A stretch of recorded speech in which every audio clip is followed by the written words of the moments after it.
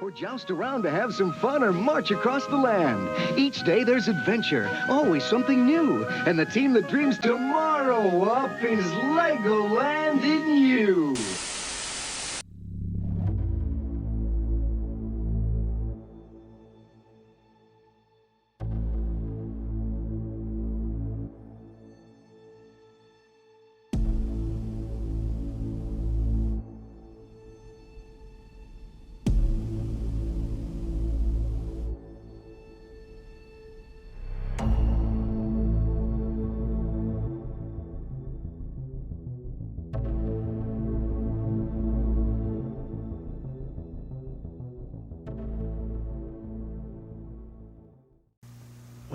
One set, one Lego set connects together with another set put them together, and once they've met, hey, that Lego grows. This is what my Lego experience was like when I was a kid growing up in the 80s. There were themes of city and space, but most of the time we just built whatever we wanted. It was really about creativity and imaginative play, and digging hundreds of pieces out of a toy box while sifting through all your other toys was not uncommon. Lego, while a relevant part of my childhood, was not a toy that stood out in some very unique way more than really any other toys did. As I got a few years older, I mainly just played with action figures like G.I. Joe, Transformers, and other things similar to that.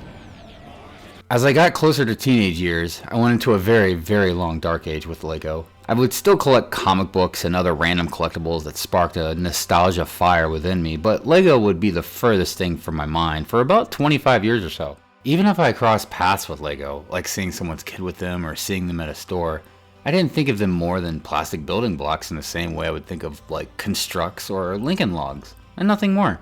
Why would I? They had been around forever, but did they stand out? I mean, I never really thought they did in any kind of special way. It was 2012 or 2013 when I officially came out of my dark ages. My wife knew how much I loved Star Wars and bought me a few of those Star Wars sets that had the little planet, minifig, and small build. Excellent, excellent sets. Slowly over the next couple of years, I would buy a set here and there. It wasn't until The Force Awakens came out that I started buying more sets. That's when I really started paying attention to the prices. Why was this shipped close to or over $100? The prices kind of boggled my mind. When I came out of my dark ages, I didn't quite grasp the concept of Lego being any kind of premium product. As a matter of fact, I didn't even think about that concept at all in the beginning. Even noticing that Lego was not very cheap, I just chalked it up as everything was kind of expensive. It seemed though back in 2015-ish that the prices, while not cheap, did not seem too crazy, unreasonable, or out of reach. And even then, it seemed mostly like the really bigger sets were the expensive ones. As I became more familiar with Lego, I was learning more than I ever thought I would need to know about it, and it still took a long time for the premium part of it to kick in. And the only the best was nowhere near a thing in my mind. Because while very cool, I just saw them as just building blocks. Part of my ignorance to this was probably just that, ignorance, with also a little disbelief. However, maybe there is a little more to it. Lego doesn't release certain information and logistics when it comes to specific demographics and sales. There are also a slew of different things that go into their status of premium.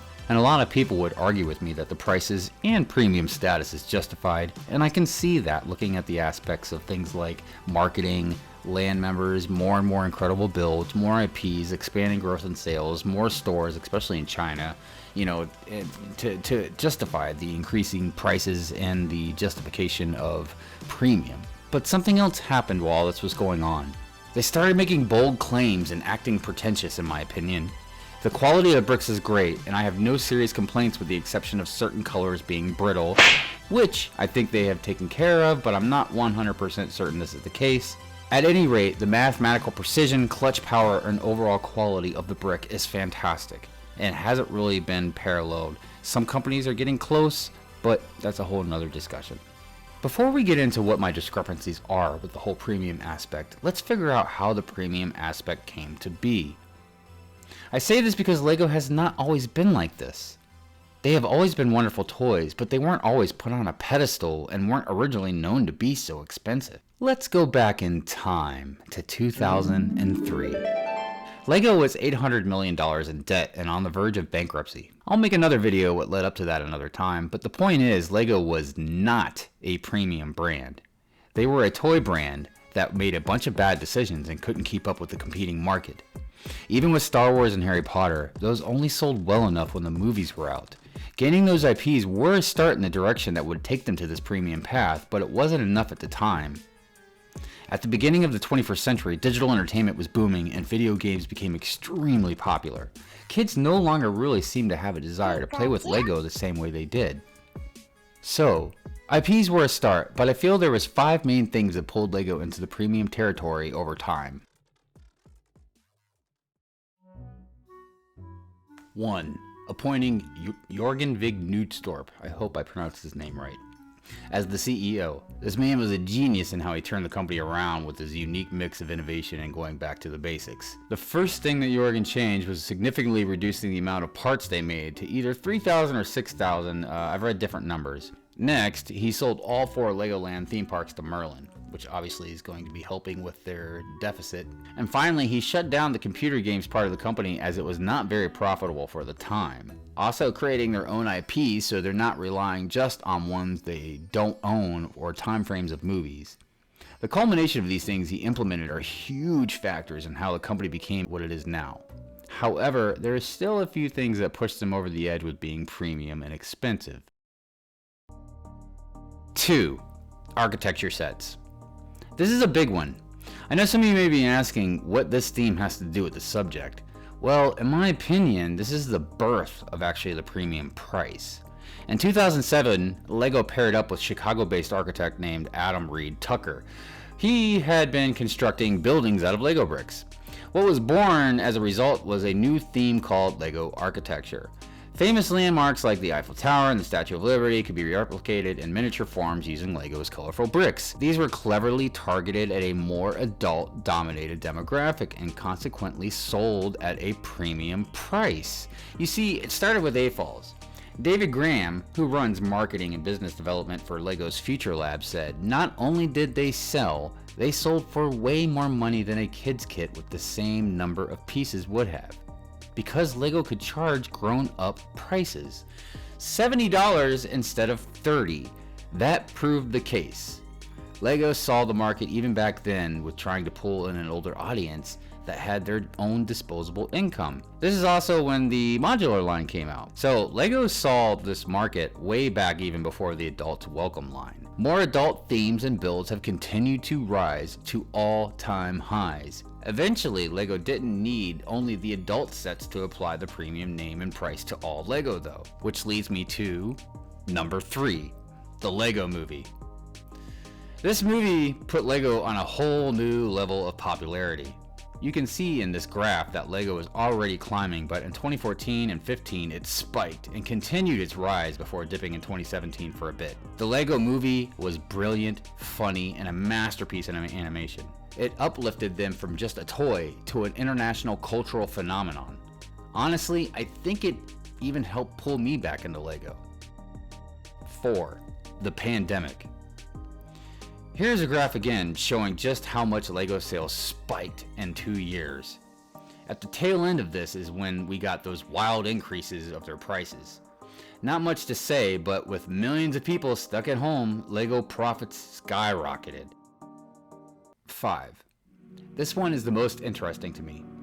It's social media channels, and eventually recognized fan media from LAN. The timing of all this is spread out over years and started a long time ago, but there is no doubt what it has done for Lego. Even before LAN stepped in, the multitudes of Lego channels on YouTube and other platforms had given Lego so much free advertising, it is astronomical. Then LAN got their fingers in it and made it even easier for handfuls of YouTubers and such to push their products on a regular basis while constantly promoting the premium image.